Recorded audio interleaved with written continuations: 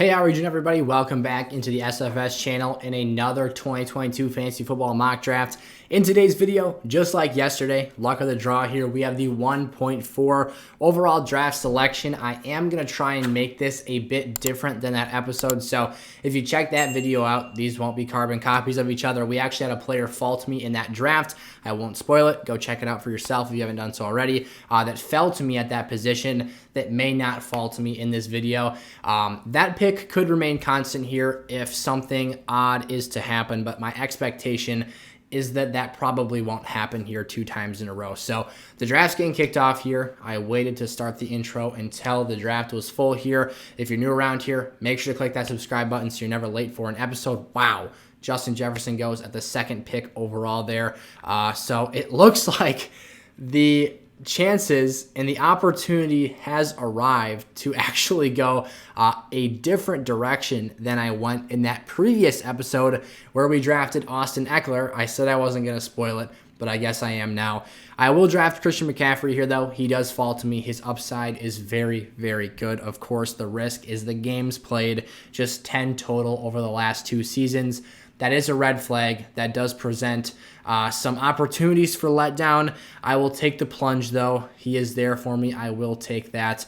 Again, I have him as my RB2 for this season. So if things work out, it'll be fantastic that he fell to us there at the 1-4, and we'll have a slightly earlier pick than we would have had if he was selected on our team at the 1-2, which is probably the direction I would have went if that opportunity came about with a different draft selection. But a very wide receiver heavy start for today's video. After the first round is complete here, I will pop up the big board. I'm drafting off of my phone right now after the first round as well. I've got that all pulled up and ready so we can take a look at the draft board. For the majority of today's video, some important news that came out just a few minutes before starting today's episode. Najee Harris sounds ready to go for this season after having a Liz Frank sprain, which could progress into a pretty serious Liz Frank injury. Obviously, we know that that is a foot issue, things that hold you out for basically an entire season if that progresses into any sort of significant bone damage. So it sounds like hopefully Najee Harris will be able to recover from that, be okay, and move forward with his season. Devontae Adams goes there at the 111, Joe Mixon at the 110, Stephon Diggs goes a bit later than he did in our previous draft, and Saquon Barkley goes to round out the back end of the first round here. I said this in the last video. I'm pretty sure my head covers up the bottom 3 rows of the draft board, so I will try to keep things scrolled and up to date so I'm not blocking stuff for you guys, and you can still keep track of who is going at what draft position. Now, I said this in the last video. I'm going to say it again because, again, we're relatively similar draft strategies here. I would like to walk away from this round 2 and 3 turn with 1 more running back and 1 other player of another position, whether that be a Mark Andrews falling to me here. If, other players I'm interested in at that 2nd round spot are gone, maybe that's him there. Maybe that's waiting for Kyle Pitts at that 3rd round selection. There are running backs I would like. If Javonte Williams were to fall to us here, I think that would be a beautiful start to today's video. I would love to get myself some youth and stability and a dependable running back with top 5 upside if things bounce his way in a favorable direction here this season. So for me, if I'm drafting Christian McCaffrey, I think Javonte is a very good pair with him. Aaron Jones might not be a bad investment here either if he falls. I will try, again, like I said, to make this a unique video from the last 1.4 episode, show you some different ways you can go about things here, and that's ultimately what we're doing. I'm very, very shocked to see Jamar Chase go 3rd overall. That is very, very high for him. His ceiling, of course, is amazing on any given week, but not the biggest fan of that selection there. I think running back was clearly the more pressing issue. We'll see what names are left for them to take. Maybe they take a wide receiver 0 approach. Same with that 1-2 selecting team there going Justin Jefferson. We'll see what happens. I'm a little nervous. There goes Javonte. That is unfortunate. I do have the opportunity here if I would like. Let's see. Aaron Jones is gone. This may be wide receiver territory. I may take CeeDee Lamb here. That's looking like the direction I'm going to go. just checking my bases here, I will take CeeDee Lamb, a player who is slated for a massive target share of the Dallas Cowboys offense for this season. I'm really excited about what he could be.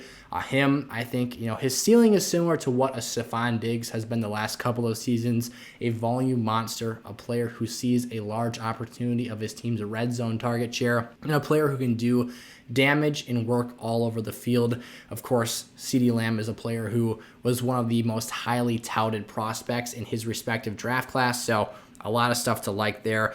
What I'm not liking here is the running back room, so I didn't know if Leonard Fournette would fall to us there in the early third round.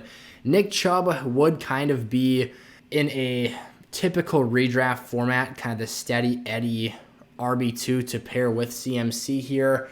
I don't love his upside. This is a half PPR draft, 12 teams. If I didn't say that yet, I apologize.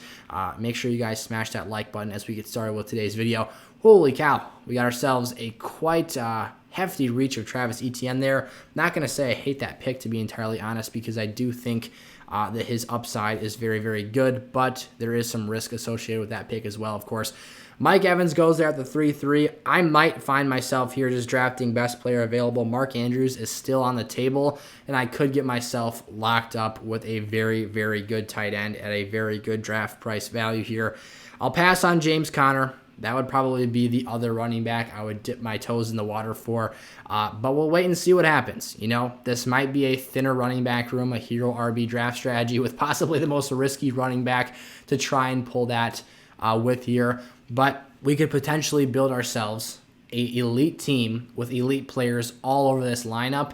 And in the event that Christian McCaffrey stays healthy and gives you some of those top 3 perennial week numbers, this team could be absolutely insane and absolutely loaded. Of course, Christian McCaffrey's running back one season from the 2019 year. He averaged 29.3 fantasy points per contest, which is ridiculous numbers. I mean, putting up that level of production for an entire season is totally nuts to me. His pass catching involvement was off the charts. His snap share was ridiculous as well. This is a guy who is obviously one of the most dynamic runners in the league, having the ability to catch the ball about as good as most receivers can, and being a red zone weapon for this team as well, despite his smaller stature. He's definitely a physical anomaly in terms of the size you typically see from your workhorse running backs, your 210 to 220 pound guys who are able to take those loads of carries and blows to their bodies on a consistent basis. It really hasn't even been wear and tear injuries for CMC as of late. It's been soft tissue stuff. It's been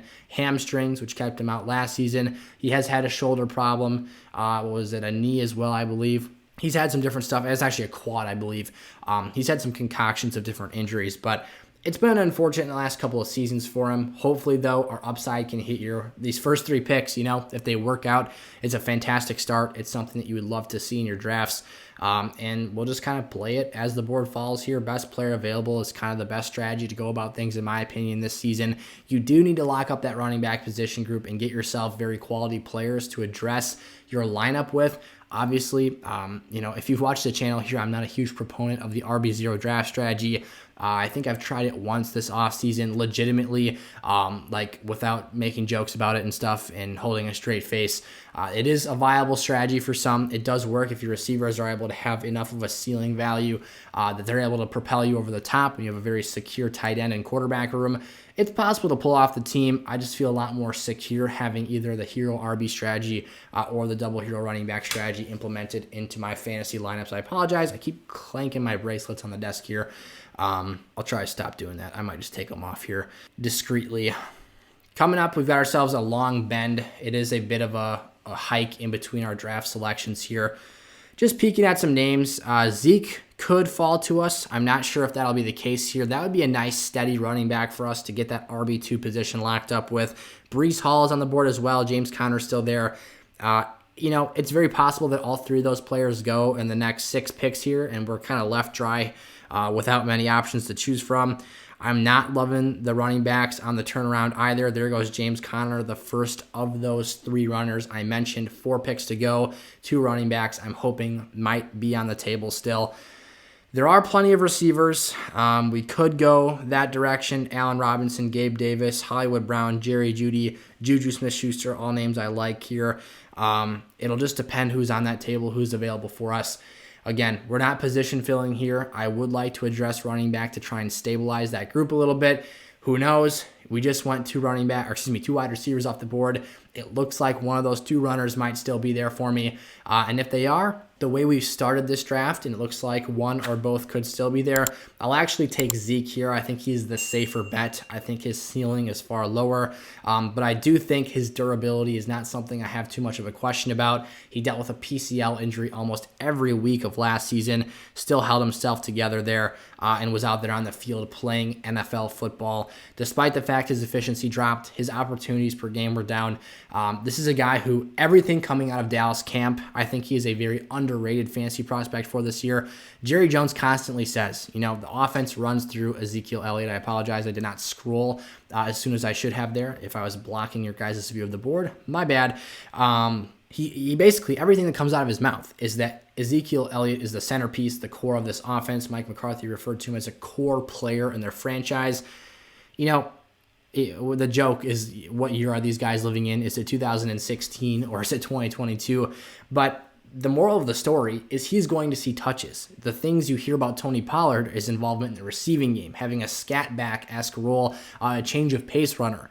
Zeke will get his touches. He will get the goal line work in this offense. He could drag himself inefficiently or efficiently, whatever the case might be, to a top 12 running back finish in a half PPR format solely based off of volume and red zone opportunity alone. So I think that's a very safe pick to pair with a Christian McCaffrey, a Week 9 bye for the Dallas Cowboys, Week 13 for the Carolina Panthers. I may be wrong. I'm just trying to remember that off the top of my head. We can check after the picks here on the turnaround. Breece Hall is still chilling there for us. I think his ADP is dipping a little bit because of the news that Michael Carter is still the lead guy. Might not be a bad idea here before that running back dead zone hits. If he's there, I might just smash on the opportunity to grab Breece Hall and add a third dynamic, a higher ceiling pick to this roster. And that's exactly what we're going to do. The Jets have, a Week 10 bye? Let's see if I went 3 for 3 there. Oh, you better believe I did.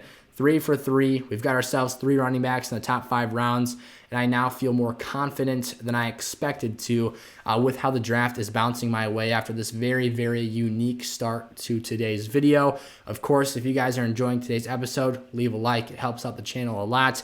I'm here to be an interactive fantasy presence for you guys here on YouTube, so drop any questions you have for me down in the comment section below. We also have a community Discord server if you want to join and be a part of that. If you're an SFS Gold member or an All Access Pass member for this season, those are accessible through my website, sizzlefantasy.com. And one of the ways you can get access to that is actually from joining the platform I'm drafting on here today, Underdog Fantasy, using code SFS. When you deposit $10 or more, they'll double your deposit up to $100. So you put $10 in, you get $20 to play with. $100 gets you $200 to play with, again, with code SFS. And when that gets you is that All Access Pass and that SFS Gold membership I mentioned to you guys. And one of the features that comes with is access to my direct messages, being able to contact back and forth with me, have text conversations, send me screenshots of your lineups all season long. Gold members get that stuff monthly. If you use code SFS, you'll get the All Access Pass through this season's Super Bowl and be locked in for lineup advice and weekly positional rankings for your lineups every single week of the season. If it's a trade you want my thoughts on, I'll shoot you my 2 cents on there. If you're a member of those platforms, I want to answer your guys' comments and stuff in the questions in the comment section below. But of course, I have to prioritize the people on those memberships because I appreciate the heck out of them for their extra support. But of course, we're still in draft season here. So if you guys have your questions, I will definitely make time for that stuff as I see them pop up in my inbox on YouTube here. And as I check back through these videos, looking at comments and all that great stuff. So moral of the story, check out some links in the description of today's video. We have a ton of fun stuff for you guys to check out there. And I'm always trying to be helpful for you guys in unique ways. So that'll conclude my little self-promotion there for you guys who are watching. I appreciate you all for being here. Back to the draft. Really, not too many names went here in the 5th round that I feel absolutely inclined to draft. I do like me some Jalen Hurts. I do like me some Rashad Bateman, some Darnell Mooney, but not guys that I feel totally heartbroken that slipped through our fingertips here. I love Jalen Hurts in the 6th round. Personally, the middle 5th is a bit early for me. I do think he has the #1 overall quarterback potential for this season, but his passing numbers are going to have to improve. Of course, the Eagles did surround him with A.J. Brown, Dallas Goedert, Devontae Smith. He's got the weapons, the offensive line. Obviously, his scrambling and rushing upside gives him a lot of opportunity there as well. Lamar at the 5'9" is actually quite a good value. Talking about a quarterback who has probably the best rushing upside of anyone at that position group. So, get back to the draft here. We do have the chance to draft a pretty dang good wide receiver. So there goes Kyler Murray there if I wanted to address the quarterback room. Darren Waller is still on the table. We've got ourselves Mark Andrews, not too big of a priority for me there. Elijah Moore or Drake London would be my preferred picks at the wide receiver 2 position. The opportunity is there for Drake London. Elijah Moore goes. Not super sure. One of the things I was going to talk about had they both been there, I'll mention it briefly anyways, is I don't really want 2 shares of the Jets offense on one redraft team. Now, you could make the argument they're this year's Cincinnati Bengals. I love Zach Wilson's playmaking upside. I think he's an exciting quarterback to watch. But a lot of unprovenness and uncertainty. You know, we've had flashes in the past of Joe Burrow absolutely torching the Browns and putting up massive fantasy outings, whereas Zach Wilson has yet to kind of flash those signature moments. So I feel more comfortable with my investment of Drake London here. Now is an opportunity for me. Joe Burrow's on the table. Darren Waller's still there again. Probably going to bypass him. Christian Kirk is the name I would like to draft at this point in time. We could also draft Russell Wilson and get ourselves kind of ahead of the game at the quarterback position, something I actually may consider. He is a Week 9 bye. We have 1, 2, 3. We do have 2 Cowboys. He would be our 4th Week 9 bye. That might be a bit might be a bit not ideal. There's always, Dak Prescott's the same problem. Matt Stafford might fall back to us, Derek Carr. I'll address the receiver position one more time. That'll give us, our wide receiver 3. I don't really want to make that group too much more thin than it already is. Christian Kirk, for me, has phenomenal upside in terms of what he can do in a year 2 breakout from Trevor Lawrence in Jacksonville this season. You get a guy who is clearly the #1 receiver in that room and a guy who has all of the upside in the world just because of the amount of volume he could potentially see this year. If we're talking about 130 to 140 target season this year for Christian Kirk, that could mean big-time fantasy numbers. He's not your Devontae Adams, your CeeDee Lamb, your Cooper Kupp. He's not that level of a player. At face value, the numbers of his payday this offseason might tell you otherwise. But what he is a really, really nice player. Again, not your ideal #1 wide receiver in the National Football League, but someone who I think in a vacuum, in a bubble of this year, can do that at an effective level and put fantasy points up on the board. We've seen guys do it in the past. Maybe they're not the most talented, the most gifted player, the most ideal or opportune player to have on your roster in terms of NFL team building, but they still deliver fantasy numbers because at the end of the day, opportunity is key here. Volume is king. You've probably heard it here. You've heard it elsewhere. It's a big deal. The more opportunities you see, the less efficient you got to be. And Christian Kirk is a guy who actually did quite a good number of point production last year on lesser volume with the Cardinals. He was their leading receiver for fantasy last year. Did go north of 100 targets, I do believe, but has an opportunity to extend that number even further here this upcoming season. So quarterback is still an issue that needs to be addressed. You see Joe Burrow falls way down the board. Am I tripping here? I feel like Joe was there and I didn't even know this. I feel like I must not have scrolled all the way back up to the top for my last pick there. That's very surprising. I probably still would have went with Christian Kirk because I don't want to leave my wide receiver 3 position up to a rookie or an unproven name. Obviously, Christian Kirk is not like this guy who's provided clear-cut wide receiver 1 or 2 numbers in the past. I think he's a very legitimate wide receiver 2 this season. Drake London, of course, is a rookie, but I feel very comfortable with the amount of target share he should see in underneath and intermediate route opportunities, getting a lot of catches in space and opportunities for run after the catch. However, I could be leaving that spot open to a guy like Treylon Burks or Chris Olave, who is also a guy I just saw, but there he is on the board. Okay. Moral of the story is I probably wouldn't have picked Joe Burrow anyways, but I'm surprised he fell that far down to the 7-10, despite obviously the pedigree he had down the stretch of last season, being one of the highest scoring fantasy quarterbacks and having a massive, massive end to the year, catching fire, obviously giving the Bengals that Super Bowl run. Came up just short, but it was quite the run nonetheless. It would be a perfect world if Russell Wilson fell to us here. We are basically getting down in the nitty-gritty. There goes Dak Prescott off the table. I would love to see Russ fall into my lap. I was considering him with our last selection, not knowing Joe Burrow was there, so very glad I did not take Russ. Quarterback was not at the front of my mind. We've got Kyler on this team already, so I'll be surprised to see him take Russ. It's very, very possible. Patrick Mahomes is on this team, so I'd be shocked to see him take him as well. Fingers crossed here. We are one of two teams that does not currently have a quarterback rostered. The way I'm seeing that without scrolling through everyone's team is that bar, and we get lucky. There we go. Russell Wilson in the late 8th round. That is not typically how things play out here. Very, very good luck there. I'm sure that team at the 8-11 is probably a little bit disappointed to see that quarterback will be faded even further down their draft board. But basically, the way I was able to quickly assess that, if you're new here to Underdog and haven't used the platform before, is the bars beneath all of the players' names actually have colors associated with each position. Purple for QB, blue for tight end, orange for receiver, and that greenish, whatever color you want to call that, is running back. So the same position groups that's popping up on the board. I had yet to pick a quarterback, so there was no purple there, excuse me. Holy cow, Romeo Doubs in the late 8th round is a ballsy pick. I just saw him go in the 10th round of our draft prior to this one, and I felt like that was a bit ambitious. I love me some Romeo Doubs as much as the next guy. I'm a Packer fan for those of you who are new around here and do not know. However, there is a world where, yes, Romeo Doubs kills it. I just said Doubs, whatever it is. They say it differently on the TV. You hear it differently said in his Nevada highlights. It's just one of those things. We're on the clock here. We got to make a pick. I do have 3 running backs. Unlikely that Kenneth Walker will fall back to me. But man, do I take a shot in the dark for Miles Sanders here? I think I go receiver. We're gonna go Traylon Burks. He's started to flash late in the preseason here.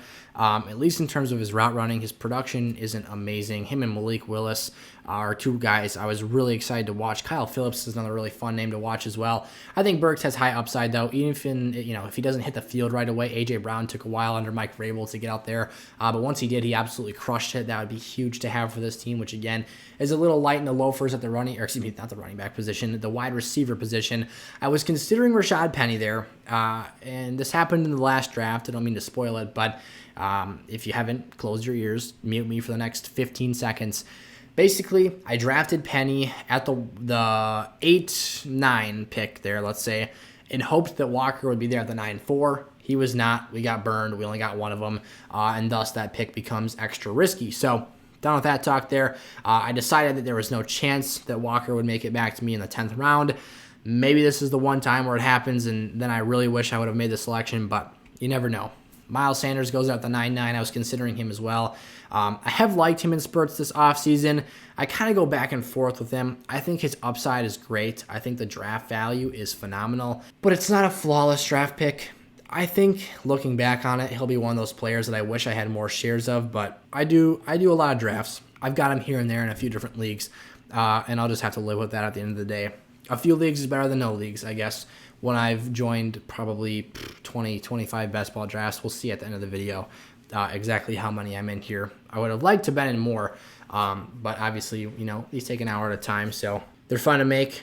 I would love to go live and do more of these interactively with you guys, of course, draft more with you, the community, do some community-based drafting. Might have a few episodes like that. If I'm able to go live, I ordered a stream deck. If that arrives at my new place here before the regular season kicks off, obviously I'll be partaking in that. Got some Best Ball Mania 3 drafts I'll be entering into. Millions of dollars of prizes involved in those. Again, code SFS on Underdog Fantasy, get you access to all that stuff and double your money when you deposit, as well as in-season lineup advice and rankings all year long. Again, asking me all your questions and getting that guaranteed response. Coming up here, let's see. Wow, Devin Singletary and Darrell Henderson going before Kenneth Walker. This is news to me. Darrell Henderson does have an interesting case for why he could be very fantasy relevant this season. Of course, with Sean McVay blurting that he has 2 starting running backs, really turning me off in terms of drafting Cam Akers this year. There goes Ken Walker. So not feeling so bad about that. And that makes sense. That's the team that drafted Rashawn Penny. So, you know, at the end of the day, that's the goal, is to get both of them, because Pete Carroll has expressed confidence in each, as has McVay in the whole Akers-Henderson situation. It is our turn to make a pick here. Not my favorite pick in the world, but as an RB4, I wouldn't mind CPAT. I might just take the plunge and do this here. I think that the versatility of being able to be put into the running back position room in fantasy as a potential pass catcher and dynamic threat for that offense gives him a lot of utility. Of course, Tyler Algier is there. Maybe we'll try and get a hold of him. We actually got him in the last video. That would make me feel more comfortable with this Atlanta Falcons backfield situation and obviously what it means to draft them. Really, we're looking for guys who are on the field and have their own use case for why they should be out there catching passes. Jalen Tolbert is on the board, who I have ranked ahead of Josh Palmer, just noting on where I might go with this next pick. However, the fact that I have CeeDee Lamb and Zeke, not wanting to over-leverage myself with Dallas's offense, quite the quarterback run here, holy cow, gives me an opportunity where I might draft, and I probably will draft Josh Palmer here should he fall to me. Now that I put that out there in the universe, he probably won't, and chances are that somebody else will come get me instead. 1 pick to go here. Don't snag my man here. Give me the chance to draft a very talented receiver and a very good offense. Perfect. Thank you very much. Before I swipe over, make sure I'm comfortable with this pick. So we're taking Josh Palmer here over guys like Rondale Moore, Russell Gage, Jalen Tolbert, as I mentioned, Michael Gallup. I really like what Josh Palmer brings to that offense, though. He's a guy who I think in a couple years we could look back on and think of as one of the more underrated players in the league. I think his route running is fantastic. His body type reminds me a lot of Keenan Allen. He's kind of a longer, leaner receiver, a guy who just has really good fundamentals, isn't really an elite athlete, and plays with a great quarterback. Justin Herbert clearly is a guy who can get the job done. I think he can produce 3 productive pass catchers, even 4 if you consider Austin Eckler a part of that situation. Obviously out of the backfield doing a entirely different set of routes and whatnot, but as Allen ages, he did sign a contract, what was it, before the start of last season, so he's on the hook for that team cap-wise for a while now, but as Palmer continues to progress as a player, I think he can do a lot of special things for that team and be a really, really good player. We've addressed every position group today. We are actually becoming more wide receiver heavy than we are running back with that last pick. We do have 1 quarterback, 1 tight end. I'll be dabbling into that market a little bit more for each. Of course, having an elite tight end makes me feel more comfortable that, barring injury, I'm really depending on that position group to be productive from the levels of output from Mark Andrews. So week 10 is really the bye week we're looking to cover here. Maybe I stack Isaiah Likely, a very, very capable rookie tight end, behind him, and then draft a 3rd tight end. That could be a route we explore today. I did draft 3 quarterbacks and 3 tight ends in the last video because I accidentally picked Isaiah Likely when I didn't mean to. This happens every time. I'm just talking about recent drafts. I said I wasn't going to spoil it, so I hope I'm not, really bumming you guys out. Maybe I'm saving you some time out of your day. Maybe you still want to go watch that and hear my analysis as things were happening in that video. But yeah, we're tipping our hand here. Wow, Myles Gaskin at the 11-12. That's something. Is there some Myles Gaskin news that I haven't heard yet? Because I'm not a big fan of Myles Gaskin. So I just took a peek at the Dolphins depth chart. As expected, still listed as the RB4 there. He did fare well, according to a report in their preseason finale. Didn't catch that Dolphins game. But I think that we've got ourselves a friend here who has not heard the Dolphins offseason news that they happened to move on from him. So and they didn't move on from him. Let's rephrase that. They happened to add 3 more players to the backfield that all are equally or more talented than him. Chase Edmonds, Raheem Mostert, Sony Michel. And honestly, all 3 of those guys I would classify as a better goal line candidate than Myles Gaskin. Of course, I talked about this in the early video. As his ADP is right about here, he'd be going right about now on the draft board. Very sad to hear the Brian Robinson news. This is less than 24 hours post that happening, or at least news breaking of that event. When I'm recording this on Monday afternoon, you'll probably be seeing this Wednesday, maybe Thursday if I don't edit this fast enough. But yeah, really sad stuff to hear. It's something you never want to hear about. It's terrible, terrible stuff. But sounds like everything's good. Sounds like he'll be able to get back at some point this season. Whenever that is, I just hope he waits long enough until the time is right for his body. This will be an interesting time here. I could draft Isaiah Pacheco, get myself some really nice upside, a 5th running back. That might be the direction I go. We did have some quarterback run going on here, so maybe Trevor Lawrence will make it back to the turn for me to address that room again. Otherwise, Irv Smith could be a really nice second tight end to add into this room. I don't really want to invest a 13th round pick. It's a 13th round pick, but still, I have such a great tight end, again, barring injury. I don't really feel the need to address that room super in depth. Like I said, maybe I take a 3rd tight end. Maybe I handcuff Likely. Who knows? We'll see what ends up happening here. His ADP has erupted since his preseason performances because he's been doing some dang good things there in that Baltimore offense. All right, so Irv Smith actually goes off the board there. Hunter Henry does as well. A small tight end run, just 2 players, so really not enough to classify it as a run. But I will take Trevor Lawrence. Because we drafted Isaiah Pacheco, I let Tyler Algier just kind of dangle on the board there. Not going to select him with this pick. Maybe could have thought about that before the bend. Selected either a Hunter Henry or an Irv Smith, and then come back and have gotten Algier later. Or maybe I would have went Trevor Lawrence at the 12-9 and taken Tyler Algier a good solid chunk ahead of his ADP, but still could have worked out nicely for us. If he happens to be there in the late 14th round, I will reconsider and reevaluate that situation. Oh, we're kind of cutting off the names here. But right now, didn't seem like the best time to do that. All right, this is officially a tight end run here. You got 4 out of 6 picks going tight end. We are seeing that position kind of spill off the board here. Let's take a peek at some teams and their starts. Oh, we got some time on the bend here. Love the start. Let's see. Aaron Jones, Austin Eckler, Pittman, Davis, Bateman, Murray, Ayuk, Hunt. All right, that's a pretty good start. Not a fan of that MVS pick. Knox, Hines, McKenzie. All right, we got some solid stuff going on there. Yeah, this is pretty wide receiver 0 to me. I mentioned this might be the move here for this team. Debo, Higgins, Jefferson, Dillon, Thielen, Pierce, Cook, Dubs. Loaded at wide receiver there. Taylor, Brown, Etienne, Cooks. Some reaches, but could turn out quite well. Another RB. This is pretty hero RB to me. You've got Allen. That's a very early pick of Josh Allen. Barkley, St. Brown, Metcalf. Yeah, a lot of these teams have some interesting philosophies here. Lots of upside. This team could go nuts. Holy cow! Yeah, this team's got a nice build for going hero RB with Dalvin Cook, Hill, Williams, Schuster, all great receivers. Hurts. That's some sky-high upside. And then you get Pollard, Penny, Walker. That running back position group will probably be locked down the majority of the time. They got Madison as well. So cuffed both their running backs besides Pollard, who was really my handcuff for Ezekiel Elliott.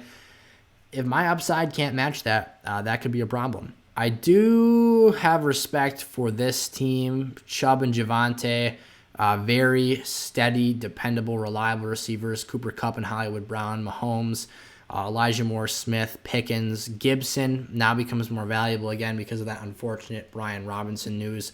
We're not sure when he'll come back. Ron Rivera said that hopefully sooner than later that'll happen. But again, he does have at least a couple injuries on his leg from the carjacking situation. So hopefully he can come back healthy and play at a high level. I was really excited to see him. Bulldozer, dump truck, just running guys over on the field, scoring touchdowns, picking up blitzers. Very good pass protector on 3rd down situations if you don't flank a running back out of the backfield. So a little bummed about that. Not a little bummed. I'm a lot of bummed. I was getting very excited. I was definitely buying the Brian Robinson preseason hype, and obviously you just don't want to see that happen to another human being. So very, very sad stuff there. He's still on the draft board. I forget if he actually ended up getting drafted in my last video or not, because obviously he slipped well below his ADP. DJ Chark is starting to gain some traction here after some positive camp reports, a 14th round pick. I am personally not buying it. I'm a Jameson Williams and Amon-Ra St. Brown guy if I'm drafting someone from that Detroit offense. Hawkinson I've stayed a lot away from this offseason as well and this summer. I just think, there's only so many mouths that can be fed at a high level. And DeAndre Swift being a guy who led running backs in target share last season and a guy who was very involved in that pass-catching game as well. His numbers will probably come down if Jameson Williams sees a high level of snaps once he's healthy and back on the team. So lots of stuff to consider there. Here we go. We're on the clock. I have not really spent much time evaluating or deciding where I want to go with this pick. And as a matter of fact, I think I may go for Jameson Williams here. Christian Watson's available. I will take Jameson Williams. We are still light in the loafers at tight end. Gerald Everett is available. Hayden Hurst, Evan Ingram. It would be a reasonably large reach. I could also go Christian Watson and try and find potentially Green Bay's lead receiver this year. Obviously, the Dubs news and Lazard just being kind of the penciled in number one right now. It leaves uncertainty for what Watson can be. We're not hearing much about him because he hasn't practiced much. He hasn't played any preseason games. It's unfortunate, and we hope that this isn't the start to a bad early career for Christian Watson. I think he's still very talented, very athletically gifted. I'm still excited about him. I had him as a must-own player. He's still a guy who I think at this draft price is a really, really good value in the 15th round especially. But, man, I'll take him here. We'll take a shot on him. We'll see what happens. Coming back, though, we'll definitely need to address tight end at least one more time. Let's see. We got 5 running backs, so feeling decent about that. Only 3 more draft selections. This draft is cooking through today. Queue up some tight ends for myself here. Make sure I don't miss the ball on this group again. If I could, I'm going to try and find, unless someone already picked Isaiah Likely. Wow, the 14-12. I was going to say, I know his ADP is in there somewhere. He is gone, so missed the ball on that one. Did not expect him to be drafted that early. Where I missed out on him last time was in the area of the Austin Hooper, Brevin Jordan, Taysom Hill ADP, which is in the early 190s, late 180s. So interesting stuff here. Mike Davis goes at the 14-6. His stock is climbing right now as Gus Edwards probably won't be available. I've actually gotten a lot of questions about Mike Davis, and rightfully so. He is a bowling ball. He is, if you guys saw 2018 C.J. Anderson when he was just this chunky monkey in the backfield that was just, pinballing off guys, and he wasn't the most cut athlete, let's say that, but he was cutting up field pretty dang hard, and he was ramrodding people over, scoring touchdowns in the goal line, filling in for old arthritis knee Todd Gurley, who I miss very dearly. I wish he was still in the league, but that really sucked. That drove him out of football. Had the one touchdown menacing year with the Falcons and just fell off a cliff to end the season. Really, really sad stuff that Todd is out of football because he was a great player while he was healthy. We got ourselves in a little rabbit hole there, but back to Mike Davis. I was like, where do we start with that? He reminds me a bit of C.J. Anderson. He's not the most fit running back in the world. And is definitely a power back, definitely a guy that is a physical player, but has talented pass-catching skills as well. And as the number 2 in a Ravens system that we expect to be fairly running back by committee-centric, he could see some goal line work. It's very, very possible that he has some fantasy value. You're seeing that being reflected here in the community with a 14th round selection. So someone to keep your eye on for sure. If you can make some room on your roster, especially in standard leagues, if you're getting those touchdowns, if you can stash someone on your injured reserve and open up a free space, why not toss them on the bench? No reason not to add them up there. Really good questions I've been getting about that in the Discord server. Remember, the invite link to that is in the description of today's episode, so go check that out. Our 16th round pick is coming up here. If Austin Hooper's available, Austin Hooper's landing on the team here. That would be something I would like to see happen. Otherwise, could take some Baker Mayfield if I was really, really feeling adventurous with that. Wouldn't be my first choice though. As a QB3 though, there's nothing wrong. Actually, no. Baker would be yes, my QB3. Nothing wrong with that. He could have some nice games in Carolina. He has talented playmakers. I actually saw a crazy roster projection today that it could come true. You never know. I had Terrace Marshall, one of my favorite players from last year's draft class in terms of his ability to be a threat just as a dynamic pass-catching skill set. They had Terrace Marshall missing the roster. So that's something that would make me very, very sad because, again, I think he's a very, very talented player, and I would like to see him out there on the field with a new quarterback, a new situation. I think he's better than Robbie Anderson. So, and I don't really think that's saying too much. I'm not like going to say that Terrace Marshall is this first-team All-Pro player, but what he is, I think, is better than Robbie Anderson, Robbie Anderson. You never know. Baker might just make it to us. Otherwise, we could draft Desean Watson. His ADP is coming up here. What Desean would represent to this team, again, I said this in the last video, not a fan of Desean Watson after this past year. But what he is a very good football player. That's what today's draft is about. And he's a late-season play. He's a guy who will sit on the bench in irrelevancy. And until week 12, when that suspension is lifted and he plays the Houston Texans, what he can do is come back and put up some gaudy fantasy numbers, and that's the sole purpose that we'd be drafting him here for today. I like that Kenny Pickett pick there, the 17-2. He has been balling and very, very accurate. Just put it that way. His passes have been on a rope lately. I drafted Desean in the last video. We're going to go Baker here. Give me a guy who can actually play in all the games. We do have CMC, so 2 shares of the Panthers offense. Maybe not the best thing to do. Could be a very garbage offense, but hey, they started 3-0 last year before just absolutely blowing down the stretch of the season. So it's all fun and games here. I might devote the 18th round here to drafting someone dynamic at tight end like a Taysom Hill. He may not be there, but giving me that upside at the quarterback position, or he's a tight end in fantasy here. But a guy who could play some quarterback, throw a touchdown pass, catch a touchdown pass, rush in a touchdown pass, run QB power on the goal line. He's very, very versatile. That's the moral of the story here. And he does not share the same bye week with the Ravens, so could contribute in that way. ADP has him as a top 3 player on the board, though, and with dang near an entire round, what is this, 8 or so picks before we go, 9 picks before we're up on the clock. It was 10. We're not going to get him. Malik Willis. There you go. Ballsy pick there. If he starts, though, could be quite the menace. I just drafted him in a Superflex Dynasty League about a week ago. Was very, very excited about that. He was my QB3 in that format. I got Russ and Kirk Cousins as well. Felt very, very good about that. Position room, we got some really good running backs as well. JT, Travis Etienne. I got the Seahawks backfield pairing with Kenneth Walker in that mix as well. Naheem Hines to handcuff JT in pretty late rounds of that draft. Had some pretty good receivers as well. Young guys, though, relatively unproven. They are very talented. They are relatively unproven, though. Not out here drafting just bums. That was a good one there. One final pick for today's episode, then we will do our draft recap, which, of course, we do here basically every time on the channel. Just breaking down the team, sharing our strengths and weaknesses, where I could have went better, any regrets or things I am excited about for the team. So Taysom Hill looks like he might just be hanging himself out here for us. Of course, Austin Hooper could be a sleeper tight end for this team. The Tennessee Titans, back with Jonnu Smith, utilized him a lot. Austin Hooper is not quite the same player. He is a talented pass catcher, though, so there is opportunity for production in that facet of things. He might suffice that tight end 2 spot very well and fulfill that need for our team. With the Falcons, he used to be a very fantasy relevant player, and then he signed that record-breaking top tight end contract with the Browns. Didn't work out so hot there. But hey, looks like we're getting Taysom Hill for our final pick. Don't mind if I do. Risky, could potentially do nothing this season.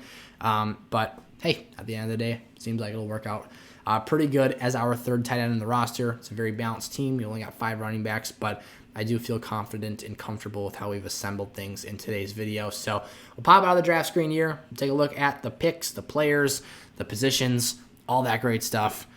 Much higher projection in this video. Last time we took Watson, who's going to be out for 11, 12 games.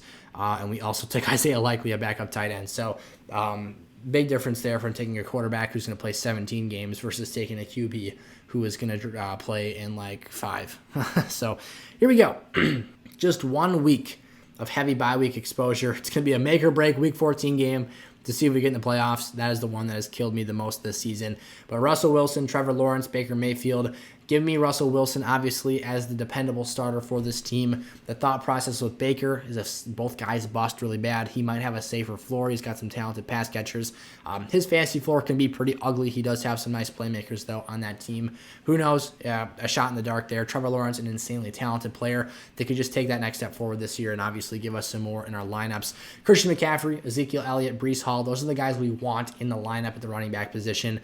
CMC for me, clearly a top running back in fantasy, maybe the best running back in fantasy when healthy. The issue has been not always healthy. So Ezekiel Elliott's kind of how we counterbalance that with a dependable face that you know will put up a steady point stream for your team. Breece Hall, clearly a top 10 potential running back. He's going to have to get on the field, though, and that offense is going to have to move the ball downfield, give him red zone rushing opportunities. He's probably going to have to catch the ball a bit as well to hit on that ceiling. CPAT, the other running back here that's a proven asset. Not that Breece Hall is, but CPAT is a guy last season who was an absolutely phenomenal running back, a very versatile player in lineups. It's going to come down to who is the true lead back for this Falcons offense. I think he has a niche role for this team no matter what position, in quotation marks, he's playing, but the ability for him to be put in that running back spot is very valuable to me.